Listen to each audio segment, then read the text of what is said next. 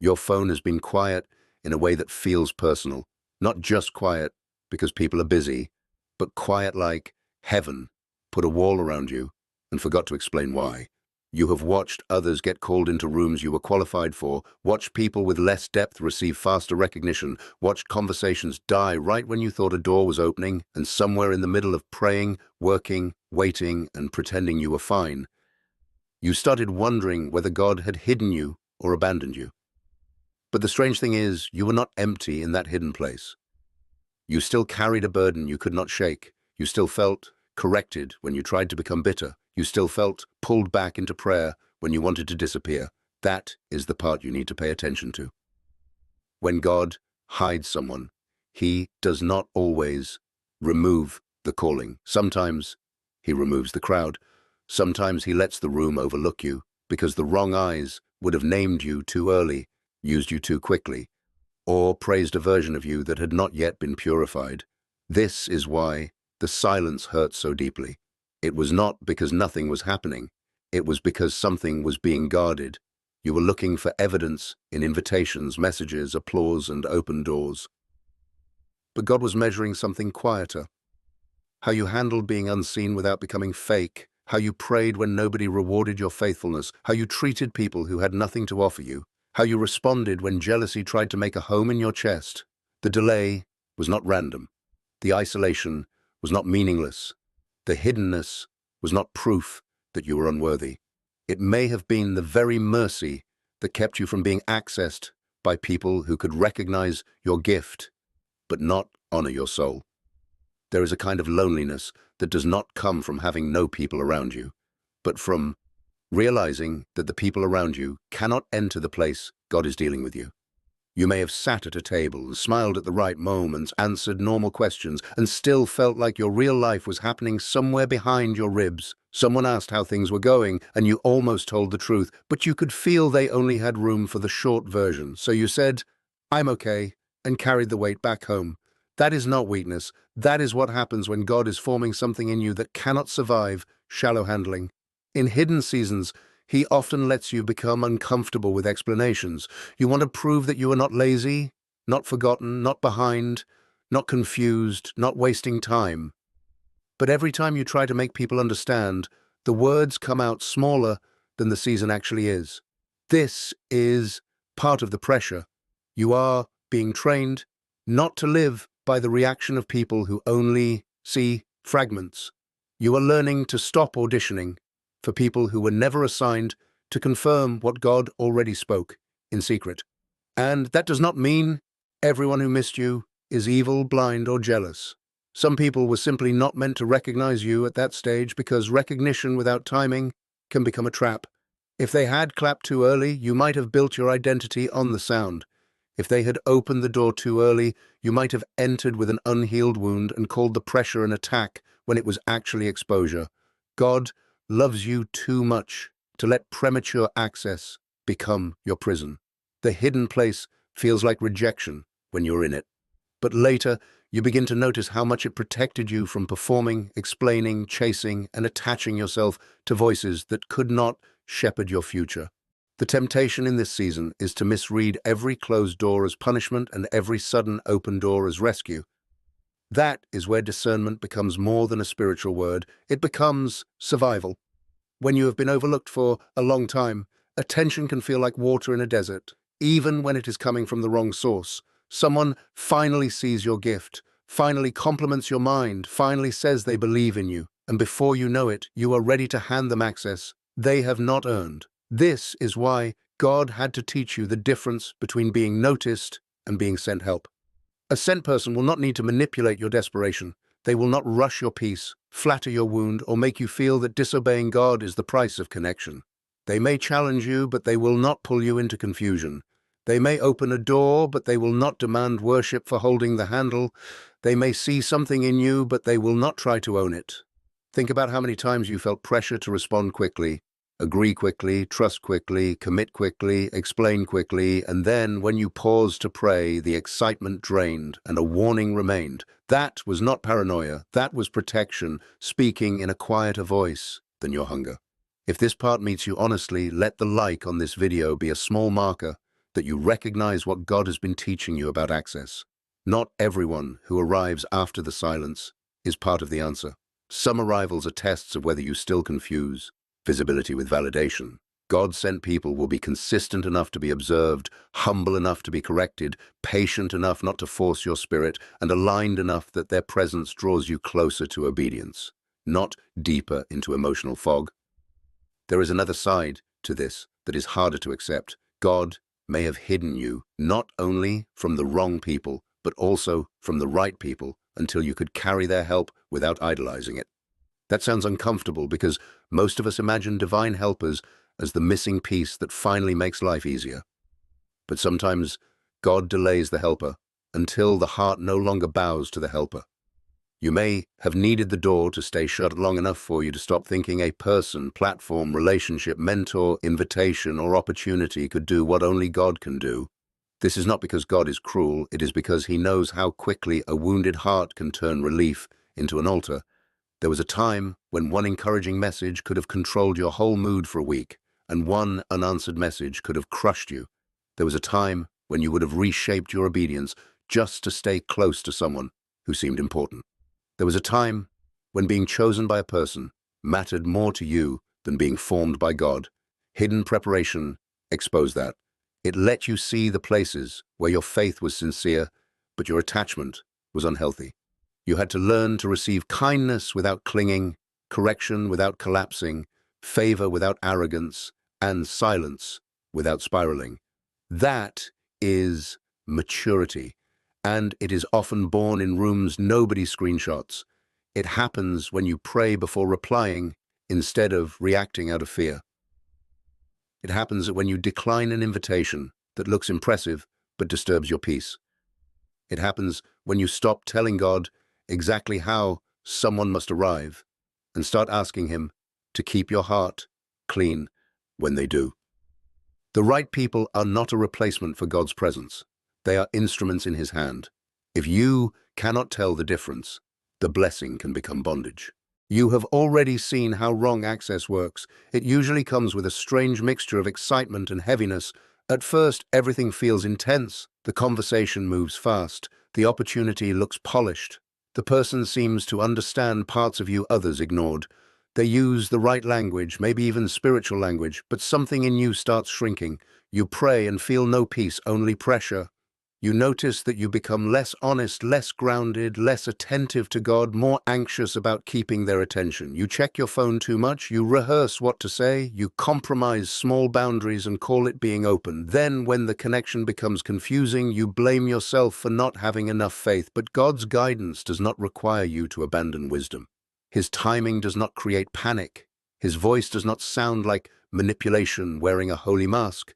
A God-ordained connection may stretch you, but it will not consistently separate you from clarity, humility, and obedience. This matters because as the hidden season begins to shift, you may notice people returning, reaching out, inviting, recommending, or suddenly paying attention to what they once ignored. Do not become suspicious of everyone, but do not become available to everyone either. The version of you that survived the wilderness cannot be handed over casually to every person who likes the fruit but did not respect the pruning. Some people are sent to witness, some are sent to encourage, some are sent to open a gate, some are sent to test whether you still need applause to feel real.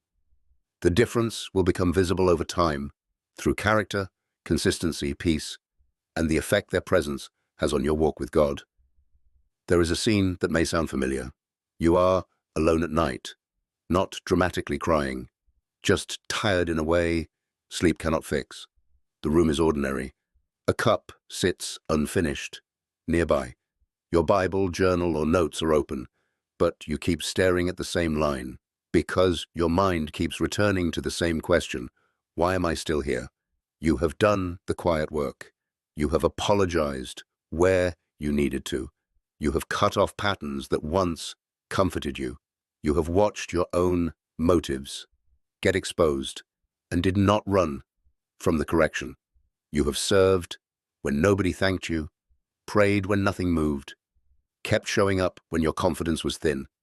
And still, outwardly, it looks like not much has changed. This is where hidden seasons become dangerous if you measure them only by public movement.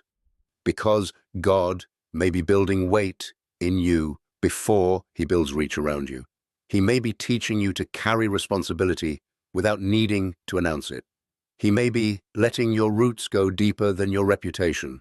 That is why some things did not work even when you tried to force them.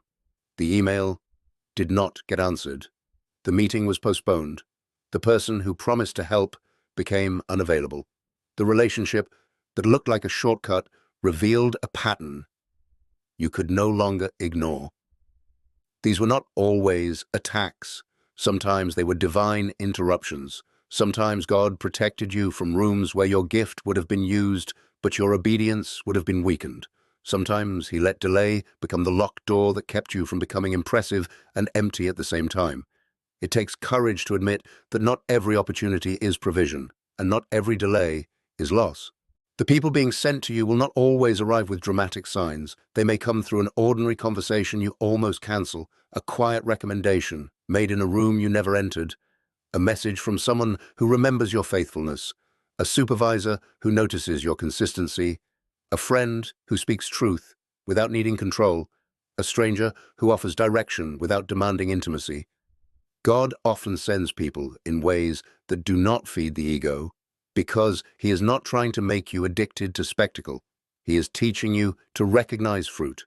A sent person may not look like your fantasy.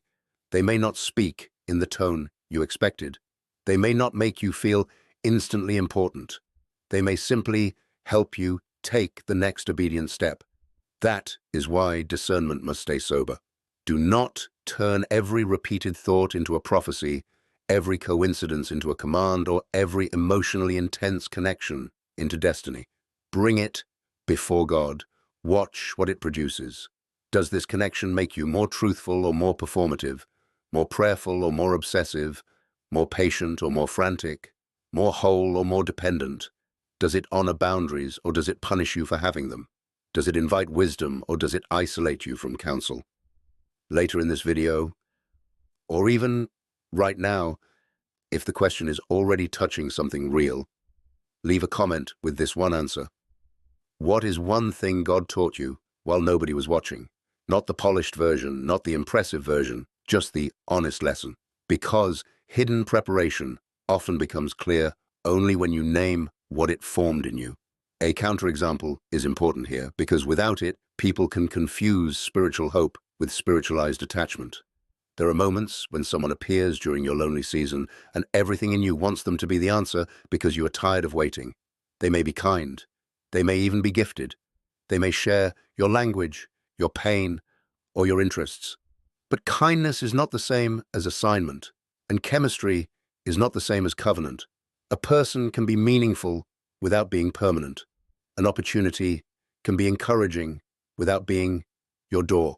A conversation can be used by God without becoming the center of your life.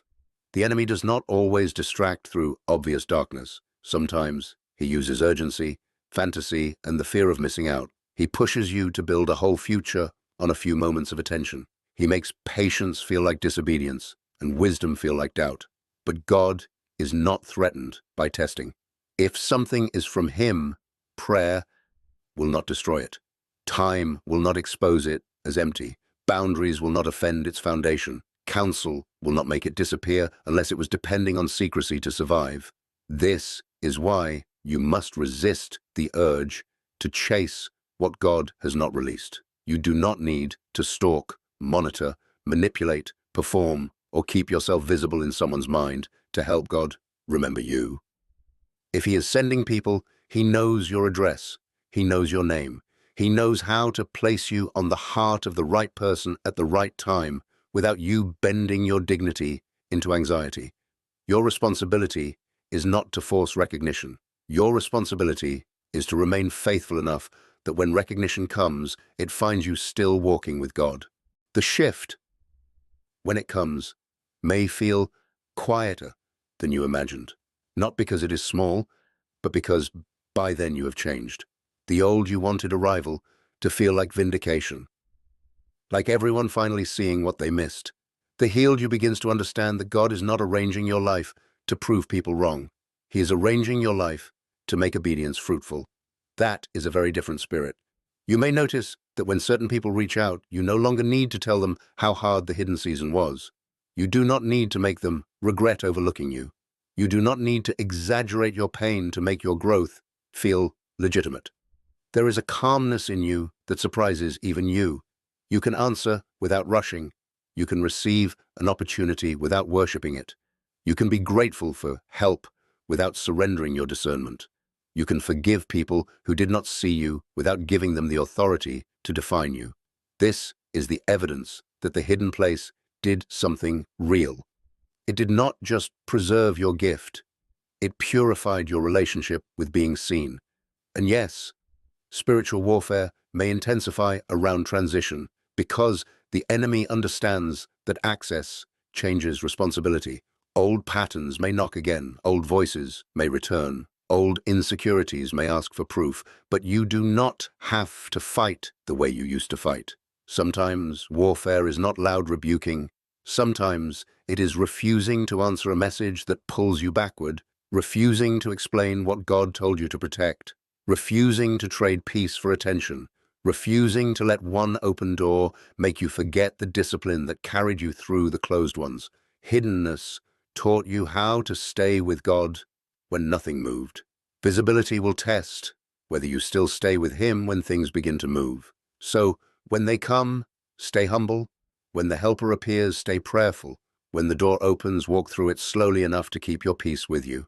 When someone finally recognizes what others ignored, do not hand them the throne of your heart. Let gratitude rise, but let God remain God. You were not hidden because you had nothing to offer. You were hidden because what God placed in you needed covering before it needed exposure. Wrong rooms could have mishandled you. Wrong motives could have drained you. Wrong timing could have made you visible before you were anchored. And the painful part is that protection often feels like being passed over until time reveals what mercy was doing. There will be people who never understand why you became quieter, why you stopped explaining, why you no longer chase certain circles, why your yes became slower and your no became cleaner. That is fine. Hidden seasons are not always meant to be translated for everyone. Some things only make sense after God connects the right people to the right moment and you realize the silence was not empty. It was guarded. You were being taught to tell the difference between a crowd and a covering, between attention and assignment, between relief and peace.